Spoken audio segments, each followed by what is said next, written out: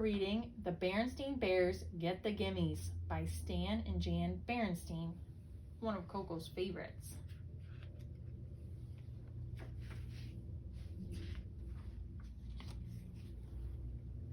Of course, the members of the bear family who lived in the big tree house down a sunny dirt road in bear country loved each other. They loved each other very much. Brother and sister bear loved their mama and papa. Naturally, Mama and Papa loved their cubs, and of course they were nice to them, as nice as they could be. But sometimes they were a little too nice. Sometimes the cubs got too many treats, too many toys, and too many rides on the bucking duck at the mall. Maybe that's why Brother and Sister Bear got the gimmies. Or maybe it was because there were treats, toys, and fun things to do wherever they looked. At the supermarket, at the mall, on TV, and just about every which where. Maybe that was why they began making a fuss to get what they wanted, especially at the supermarket checkout, where there were always stacks and stacks of candy and other goodies. "Now, cubs," Mama Bear said, as the family got into the checkout line and she saw that old gimme gleam in their eyes, "we can't have a big fuss every time we pass candy. I simply won't stand for it." "But Mama," whined Sister, "they have gummy gumballs, my favorite." "And chewy chompers, my favorite," whined Brother. "Now hush," said Mama. "I simply won't listen to another word." That's when Papa Bear smiled and said, "Now, Mama, you're only young once," and handed the cubs their favorite treats. "It's only too true," said Mama as they were leaving the supermarket, "that you're only young once, but that's all the more reason to learn proper behavior while you're still young, and I certainly think—" "Look, look!" shouted Sister. "A new ride. Hey, a bucking frog!" shouted Brother. "That looks even better than the bucking duck. May we ride it, please? May we, please?" Now, Papa had just bought them treats, and he thought that was enough for one day. But the cubs made such a fuss that he sighed, dug into his pocket, and put some money in the slot. Papa looked at Mama and shrugged. "Cubs will be cubs," he said.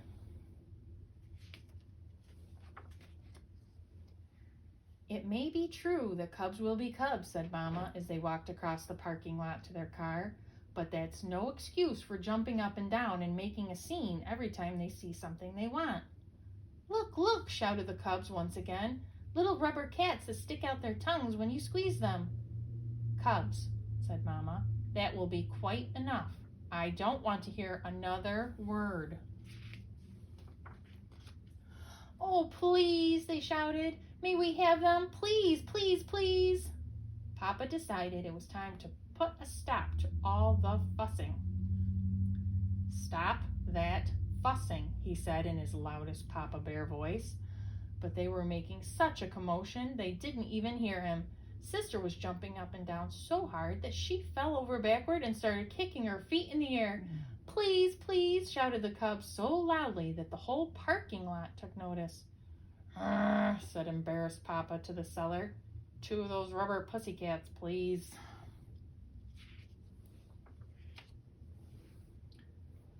The rubber pussycats not only stuck out their tongues when you squeezed them, they went squeak, squeak as well, and they squeaked all the way home. Mama was quite annoyed by the time they got back to the treehouse, but Papa was so angry he could hardly speak. It wasn't until the cubs had gone about their business and Mama had made a pot of tea, Papa's voice came back loud and clear. "Of all the outrageous, disgraceful, embarrassing behavior I have ever seen," he roared, "that selfish, greedy performance by our cubs was the worst. Brother and Sister have the worst case of the galloping greedy gimmies I have ever seen." "Yes," said Mama calmly, sipping her tea.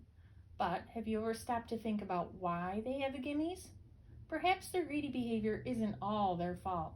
Perhaps it's partly our fault for giving in every time they make a fuss." Papa listened quietly. Perhaps so, he said.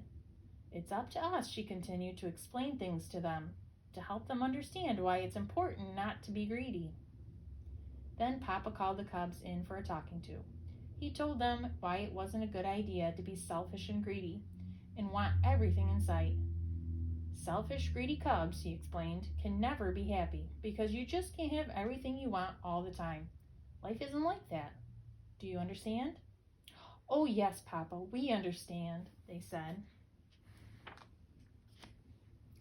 He talked to them about counting their blessings, which meant enjoying the things they had instead of forever wanting more and more and more. Does that make sense to you? He asked. Oh, yes, they said. It makes a lot of sense. That's when the cubs heard the sound of a familiar car door. It was Grizzly Gramps and Gran come to call. Brother and sister ran to open the front door, and Gramps and Gran came up the steps.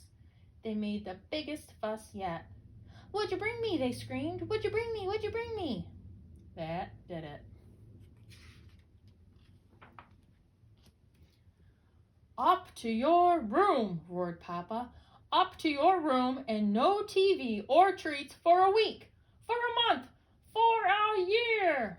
The cubs knew this wasn't the time to argue. They scurried upstairs and into their room. We seem to have come at a bad time, said Gran. What about these things we brought with us? Asked Gramps, a puzzle for brother and a top for sister. Your presents will have to wait, Gramps, answered Mama. I'm afraid brother and sister have a bad case of the Gimmies. The galloping greedy Gimmies, added Papa. The worst case I've ever seen. The cubs opened their door a crack to listen. The worst case, you say, said Gramps, looking Papa in the eye. Seems to me you were quite a gimme cub yourself when you were little. Brother and sister sneaked to the top of the stairs so they could hear better. I was, said Papa. Of course, we didn't have malls or supermarkets back then, but there was old Roof Grizzly's general store. Wonderful place. Sold just about everything. Honey cake, liquor sticks, molasses apples, and all sorts of toys and novelties. And did you ever have the Gimmies? Did you ever? You wanted everything in sight. Downright embarrassing. Why, it got so bad we couldn't go there anymore.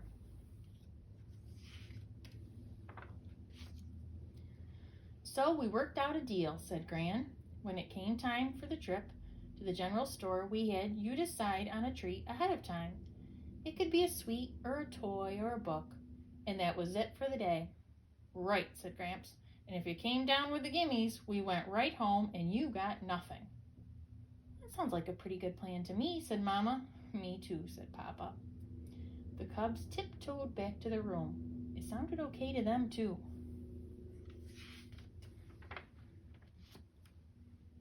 The next time the Bear family went to the supermarket, they tried the Gramps and Gran plan, and it worked. Brother decided he would get a book about dinosaurs, and sister wanted a new box of crayons. Mama and Papa were very proud when the cubs passed the candy rack without so much as a peep. Brother and sister were pretty proud of themselves, too. But then they heard it. The familiar sound of cubs with a bad case of the Gimmies. The kicking, screaming cub was just behind them in the checkout line. You never heard such a fuss. What outrageous, disgraceful, embarrassing behavior, said sister. May we leave? Yeah, said brother. Let's get out of here. And that's how Brother and Sister Bear got rid of a pretty bad case of the galloping greedy Gimmies.